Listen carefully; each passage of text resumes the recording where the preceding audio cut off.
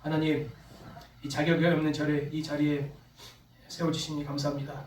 하나님, 이제 간증에 이제 시작하오니 오직 하나님께만 영광을 받을 수 있는 간증이 될 수 있게 해 주시옵소서. 감사드리며 예수님의 이름으로 기도합니다. 아멘. 저희 집안에 대해서 말씀드리자면요, 저희 친가는 대대로부터 제사를 지내는 그 종손 가문이었습니다. 종갓집이라고도 말하고요. 특히 저희 아버지는 몇 대의 종손인지 잘 모르겠지만 관심이 없어가지고 아무튼 몇 대 종손입니다. 7대인가 4대인가 좀 오래된 그 종손입니다. 그래서 제사에 굉장히 그 진심이셨습니다. 근데 문제는 뭐냐? 제가 아기 때 우리 엄마가 예수님이 영접하면서 이제 예수님께서 이렇게 말씀하시지 않았습니까? 나는 이 땅에 너희들한테 화평을 준 게 아니라 검을 쥐러 왔다고요. 그러니까 예수님의 이름으로 가정들에서 불화들이 많이 생긴다고 이렇게 예언을 하셨습니다. 그 말대로 우리 집에도 불화가 생겼습니다. 그러니까 제사를 드리는 우리 아버지하고 예수님을 믿는 우리 어머니 사이에 이제 갈등이 생긴 것이죠. 그래서 어떻게 돼요? 우리 엄마가 우리를 갖다가 친가 쪽, 그러니까 시댁이죠. 시댁으로 우리를 안 데려가려고 노력했습니다. 시댁이 갈 때마다 제사를 지내라고 우리 아버지가 강요하시니까요. 다행히도 다행이라기엔 좀 미안한 말이지만 저희 동생이 그 기차의 그 멀미가 좀 심했습니다. 그 당시에 기차가 오늘날 같이 KTX가 아니었고 90년대 기준으로 뭐 새마을 열차인가 뭐 무궁화 열차가 뭐 그랬어요. 승차감도 별로 안 좋고 그랬어요. 뭐 KTX에 비해서 말이에요. 그래서 저희 동생이 좀 멀미가 심했다는 이유로 저희 그 친할머니가 오지 말라고 하셨어요. 그때마다. 다행히도 우리 친할머니하고 우리 엄마 사이에 그 고부의 갈등은 없었습니다. 다행히도 사이는 좋아가지고 친할머니도 또 인성이 좋으셔가지고 오지 못하게 하셨어요. 그러다가 우리 아버지가 언젠가는 참을 수가 없어가지고 어떻게 했냐? 엄마하고 심하게 다투었습니다. 제가 초등학교 1학년인가 2학년 때 기억이 납니다. 심하게 다툰 다음에 우리 아버지가 화가 나가지고 우리 엄마를 확 미쳐버리시고 저를 갖다가 시골로 데리고 가셨습니다. 그것도 경상남도 산청입니다. 경상남도 쪽에 좀 그 제사에 좀 진심인 분들이 많죠.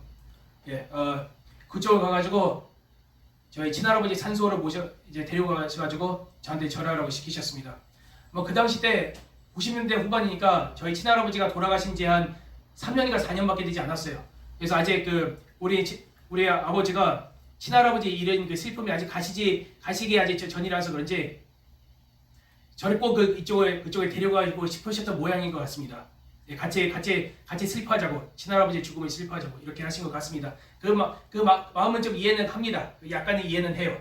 그런데 물론 그 죽은 사람들의 슬퍼하는 그런 마음은 이해는 하지만요, 제사가 먼저 말씀드리지만 우리는 죽으면 무덤이나 아니면 시신에 머물지 않습니다. 혹시 이 영상을 보시는 분들 중에 제사를 하시는 분들이 있어가지고 제가 말씀을 드리는 것입니다.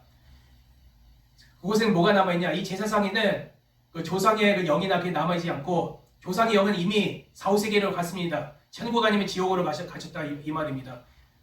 성경에 거지 나사로하고 부자 그 비유에 대해서 보시면 아시겠지만 이 부자하고 거지 나사로가 둘 다 죽었어요. 그런데 그들의 영은 그 시신이나 그 무덤에 머물지 않고 나사로는 그 낙원으로, 부자는 지옥으로 갔다 이 말입니다. 즉 이 땅에 남아있지 않았단 말입니다. 그런데도 불구하고 많은 사람들이 그것도 모르고 제사를 지낸단 말이에요. 이 제사에 조상의 영이 오겠느냐? 그 대신에 누가 오는지 아십니까? 바로 악한 영들이 옵니다. 그뿐 아니라 우상을 섬기는 곳, 불상이나 뭐 이런 곳에서도 악한 기운이 있습니다. 제가 한번 궁금해가지고 언제 몇 개월 전에 서울에 그 이슬람 사원에 한번 가봤습니다. 1970년대에 세워진 최초의 이슬람 사원이래요. 그냥 궁금해서 한번 방문해 봤는데 거기서 느낌이 굉장히 안 좋았습니다. 무슨 말씀인지 아시죠? 더 무서운 게 뭔지 아십니까? 제가 펜실베니아의 랑캐스터 있잖아요. 랑캐스터라는 도시가 있어요. 그게 1740년대 때 세워진 성공의 교회가 있습니다. 그러니까 식민지 시절 때 건설된 교회인데 옆에 힌두교 사제를 초청하는 그런 광고를 냈습니다. 안에 들어가니까 거기도 영적으로 굉장히 안 좋은 기분이 났습니다. 너무 슬프죠. 그렇게 유서가 많은 교회인데 말입니다. 어쨌든 본문으로 돌아가서 이 우상을 섬기는 곳에서는 항상 뒤에 사탄에게 영광을 받고 있더라는 것입니다. 귀신들이 와가지고 이 제사상에 놓여있는 것을 갖다가 즐긴다는 것입니다. 어쨌든 제가 거기서 절을 했는데 그 순간 영적으로 굉장히 안 좋습니다. 그때부터 이제 어렸을 때부터 제가 좀 거기에 많이 민감했던 것 같습니다. 그래서 그날에 시골에서 그러니까 친할머니 댁에서 머물렀는데 잤는데 그때 제가 초등학교 2학년이라고 그러지 않았습니까? 그때 이상하게 바지에 오줌을 쌌습니다. 신기하게도. 원래 제가 그럴 애가 아니었는데 이제 신체적으로 뭔가 문제가 생긴 것입니다. 오줌을 싸고 그리고 서울로 돌아왔는데 그날 밤에 무슨 일이 있었냐? 놀라지 마세요. 가위 눌렸습니다. 그날 밤에 그러니까 그때 느끼는 공포는 뭐냐? 혹시 그 죽음의 공포를 느껴보신 적이 있으십니까? 죽음의 위기나 예를 들면 그 비행기 탈 때 기류가 심하게 흔들리거나 그죠? 기류가 심하게 흔들릴 때 아니면 고속도로 달릴 때 하마터면 크게 사고 날 뻔할 때 그때 죽음의 공포나 죽음의 위기를 느끼지 않습니까? 거기에서 느끼는 공포는 제가 느꼈던 공포에 비하면 아무것도 아니었습니다. 그때 느꼈던 정신적인 고통은 너무나 컸습니다. 지금까지 느껴진 그런 고통 중에서 그때 느껴진 고통이 가장 심했던 것 같습니다. 그리고 온몸에 식은땀이 났고 제 팔다리가 움직이지 못하는 거예요. 손가락 한 가닥도 움직이지 못하는 거예요. 그대로 묶여진 어떤 존재에 의해서 완전 묶여지는 그거 같았습니다. 쇠사슬이나 아니면 밧줄로 묶인 것 같아요. 동해 밧줄로 말이야. 아마 괴로워하고 있는데 그때 저희 어머니가 제 가슴팍에 성경책을 올리시고 막 기도를 하셨습니다. 그러니까 좀 나아지더라고요. 그런데 완벽하게 나아진 거 아니고 그 외에도 간헐적으로 악몽이나 그런 걸 좀 꿨습니다. 예를 들면 어떤 무서운 존재한테서 쫓김을 당한다든가 도망을 간다든가 아니면 낭떠러지 떨어졌는데 밑이 안 보여요. 그러니까 무적인 같이 밑이 안 보이는 거예요. 그 낭떠러지 떨어지다가 이제 막 일어나든가 그런 무서운 꿈을 여러 번 꿨습니다. 그때도 제가 거듭난 것 같지는 않았습니다. 왜냐하면 세상 애들하고 별 다를 것 없이 살았습니다. 게임도 좋아하고 싸움도 하고 싸움질도 하고 그랬습니다. 주일학교 가면 이상한 질문을 하는 거예요. 선생님 몇 살 때까지 예수님 믿어야 돼요? 이런 이상한 질문을 했습니다.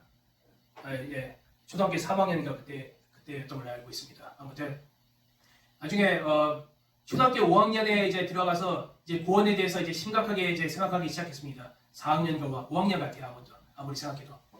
그러니까 천국과 지옥 그런 간증 그 책을 보면서 진짜 심각하게 생각하게 되었고 이제 결국은 박보선님한테서 이제 방언을 받은 후에 이제 그동안 꿨던 그런 악몽들이 이제 사라졌습니다. 이제 멈추게 되었고 이제 마음이 평안함을 얻게 되었습니다. 이제 지금 그때 이제 목회자가 되겠다고 그때 소원을 했습니다. 예. 그래서 무엇을 할 수 있냐 하면요. 예. 잠깐 질문할 게 있습니다. 전 세계는 수많은 우상 숭배하는 사람들이 있지 않습니까? 조상신에게 또는 부처에게 아니면 마음 알라에게 이렇게 기도하는 사람들이 있는데 그들 중에서 내가 지금 하고 있는 게 과연 맞는가 의문을 푸는 사람들이 과연 얼마나 있을까? 별로 없더라고요. 예. 옛날 고대 시절 때 아직 예수님이 오시기 전 말입니다. 내가 우상을 섬기는 게 과연 맞는가 안 맞는가 이렇게 의심하는 사람이 전 인류에서 한 2명밖에 없었습니다. 대표적으로 유명한 사람들 중에는 2명밖에 없었습니다. 신기하죠. 그것도 고대 그리스에 있었습니다. 그 당시 그리스 사람들은 제우스나 아폴로 같은 이상한 잡신들을 다 섬기고 있었습니다. 12신인가요? 아무튼 여러 신들을 섬기고 있었는데 이 2명의 철학가들, 그러니까 에피쿠로스하고 디아고라스라는 철학가들이 뭐라고 했냐면 저 신들 봐라 얼마나 무능하냐. 이들이 무능하다면 왜 그들의 신들이라고 불러야 돼? 왜 그들을 섬겨야 되는 거야? 이렇게 말을 했다고 합니다. 그렇다고 해서 그들이 그 당시 이스라엘 사람들이 섬기던 하나님을 찾았습니까? 아니요. 왠지 아세요? 전하는 사람들이 없어서요. 꼭 전하는 사람들이 있어야 믿는단 말입니다. 고대 때부터 지금까지 말이에요. 사도시대 때도 물론 마찬가지고요. 선교사들이 힘들게 오지를 거쳐가고 언어를 배우고 그 생활의 환경을 적응해가면서 선교를 해야 겨우 제자를 삼을 수 있단 말입니다. 겨우 구원받는 백성을 얻을 수 있단 말입니다. 그것도 어떻게 보면 인간이 어떻게 보면 대단해요. 그 어리석으면 대단합니다. 물론 물론 좀 대단한 면이 있습니다. 문제는 전 세계를 정복했기 때문에요.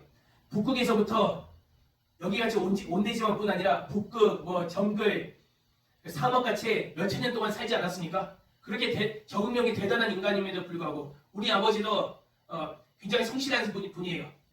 제가 욕만 한데 실제로 굉장히 성실한 분입니다. 알코 중독자가 아니었고 엄마를 막 딱히 막 상습적으로 때리지도 않으셨고 바람도 안 피셨고 우리를 위해서 열심히 일을 하셨단 말입니다. 그런데도 불구하고 우상을 섬기셨단 말입니다. 그런데도 불구하고 영적으로 깨닫지 못하니까 영적으로는 이 세상에 절대다수가 우매한 거예요. 그렇게 지혜로운 것 같으면서도 우매하다는 말입니다. 아무튼 이 디아고로스하고 에피쿠로스는 하나님을 믿지 않았고 에피쿠로스는 그 유물론자가 되었습니다. 쾌락주의자 유물론자, 약간 오늘날 공산주의하고 약간 비슷해요. 그리고 그 디아고라스는 아예 무신론자가 되었습니다. 무신론자가 돼가지고 평생을 보냈다고 합니다. 아무튼 제가 설교 중에 이런 말에 웬만하면 잘 안 하는데 너무 불쌍합니다. 특히 우리 조상들 말이요. 옛날 조선시대 때 조상들 말이요. 장경문 목사님이 옛날 십몇 년 전에 설교를 들어본 적이 있는데 그분이 하셨던 설교 중에 이렇게 말씀하셨더라고요. 그러니까 거지 나사로하고 그 부자에 관해서 이제 설교를 하셨는데 거기에 이 세상에는 네 종류의 사람이 있다고 말씀하셨습니다. 제가 정리해가지고 좀 맨 밑부터 설명하겠습니다. 맨 밑에는 이 세상에서 생고생하고 가난 속에서 살다가 근데 구원을 못 받은 거예요. 얼마나 억울해요. 우상 섬기고 그러니까 하나님이 안 믿고 맨 밑에 그리고 그 다음 단계는 뭐냐? 그 부자처럼 어제 나서라고 부자처럼 이 세상에서 온갖 부는 다 누리는데 구원받지 못한 분들 이제 예를 들면 오늘날 아랍 부호들 이렇게 그 부자면 뭐래요? 예수님을 믿지 않는데 그 다음 단계는 뭐냐? 거지 나사로 같이 이 세상에서 온갖 생고생 다 하고 가난 속에서 살아도 천국에 소망이 있는 분들 구원받고 천국에 소망이 있는 분들 말입니다. 그 다음 단계는 별로 없겠지만 마치 아브라함, 이삭 그리고 그 30살 이후의 다윗처럼 이 세상에서 부를 누리고 천국 가는 분들 그러면 우리가 그러면 얼마나 좋겠습니까? 여러분의 이 부류 중에서 어디에 속하십니까? 제가 10년 전에 만들어진 그런 예능을 본 적이 있습니다. 혹시 그 시간 탐험대라고 아세요? 한국 예능인데. 그러니까 혹시 역사에 관심이 있으신 분은 이 역사를 그 프로를 강력하게 추천드립니다. 이게 무슨 내용이냐 하면 주로 그 과거로 돌아가서 옛날 조선시대 주로 조선시대로 돌아가서 조선시대의 일상을 사는 거예요. 조선 옷을 입고 조선 음식을 먹고 그러니까 조선 사람들이 했던 그런 그 일을 하면서 이제 하루에서 2박 3일 이렇게 보내는 겁니다. 이 PD가 미쳤어요. 왜냐하면 저같이 역사의 고증에 굉장히 진심인 사람입니다. 그때 첫 에피소드를 제가 추천드립니다. 그 당시 조선시대가 신분지 사회였지 않았습니까? 그때 출연진들이 어떤 역을 했는지 아십니까? 노비 역을 했습니다. 노예. 그러니까 연예인에서 노비로 강등된 것이죠. 하루 동안 노예를 생활하는데 유성무, 조세호, 장동민 등등에게 출연했습니다. 주로 개그맨들이요. 그런데 노예 생활이 시작되자마자 유성무가 그 주인 마님한테서 뺨을 맞았어요. 왠지 아세요? 인사를 잘못했다는 이유로. 조선시대 때 노비들이 대감만이 보면 자신의 주인을 보면 이렇게 인사를 했다고 해요. 두 손을 모으고 머리를 갖다가 무릎에 닿도록 해야 했답니다. 그러면서 주님 안녕하십니까? 저는 못하네요. 전 노비 자격이 없나 봅니다. 아무튼 저 대감마님이나 해야겠습니다. 네, 아무튼 유상무가 뺨을 맞고 이제 시작했는데 진짜 생고생을 합니다. 진짜 거의 눈물이 날 정도예요. 그러니까 거기 그 중에 그 운동선수가 있었어요. 킥복싱하고 킥복싱 선수인데 무에타이를 이렇게 섭렵하신 분입니다. 그분이 물제기를 졌는데 물제기가 무게가 얼마인지 아십니까? 조선시대 때 물제기 통나무로 만들었어요. 40몇 킬로예요. 거의 50킬로. 그 사람들 힘들어하더라고요.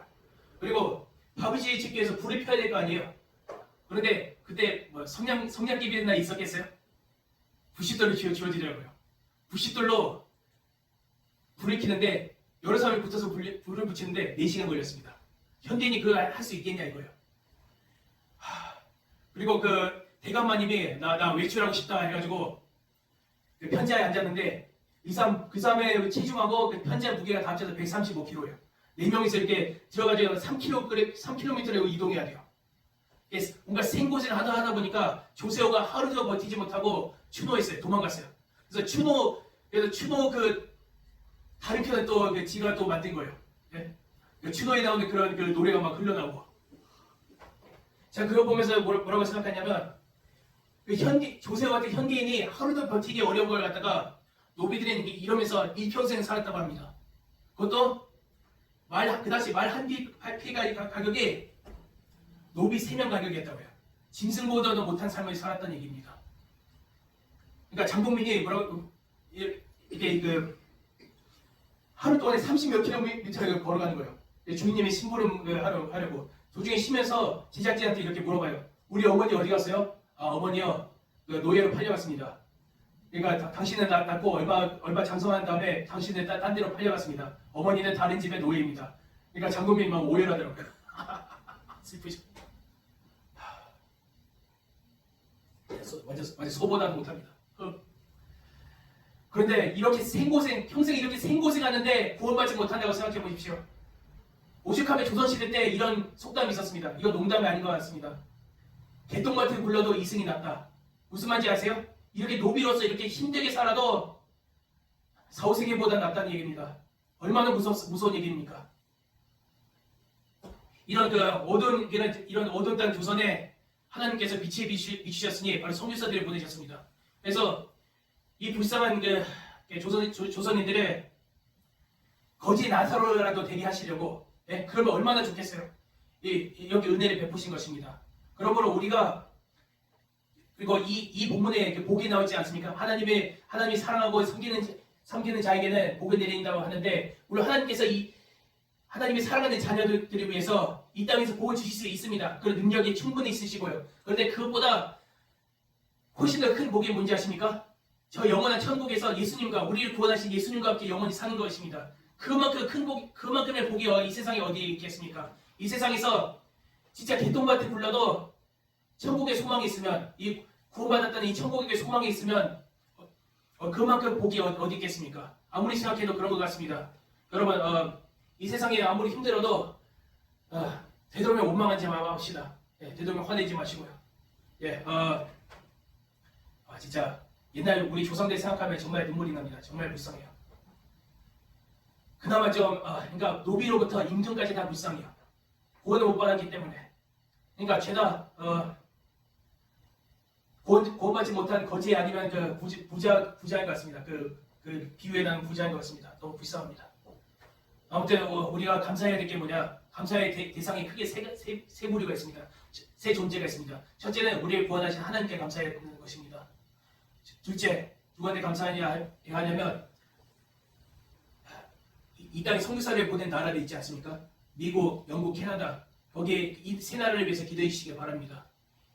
이 세 나라가 다시 똑바로 영적으로 하나님 앞에 잘 설 수 있게 달라고 기도해 주시기 바라고, 세 번째, 또 감사해야 될 게 우리한테 전도하신 분들, 박보사님, 이렇게 그분을 위해서 항상 기도하시고 그분의 우리를 구원하신 분들을 위해서 기도하시기 바랍니다. 더 이상 이제 할 말씀이 없으므로 기도하겠습니다. 하나님, 이렇게 저의 간증을 나눴습니다. 하나님, 영광 받아 주시옵소서. 저를 이 멸망의 수렁덩이에서 구원해 주시고 우리 모두 다 구원해 주시니 너무나 감사합니다. 하나님, 이 땅을 살면서 오직 하나님께 영광을 돌릴 수 있게 해주시고, 하나님께서 주신 사명을 잘 감당하고 다 천국에 모여가지고 하나님과 함께 영원히 함께 동거할 수 있게 하여 주시옵소서. 나머지 예배 시간을 위탁드리며 예수님의 이름으로 기도합니다.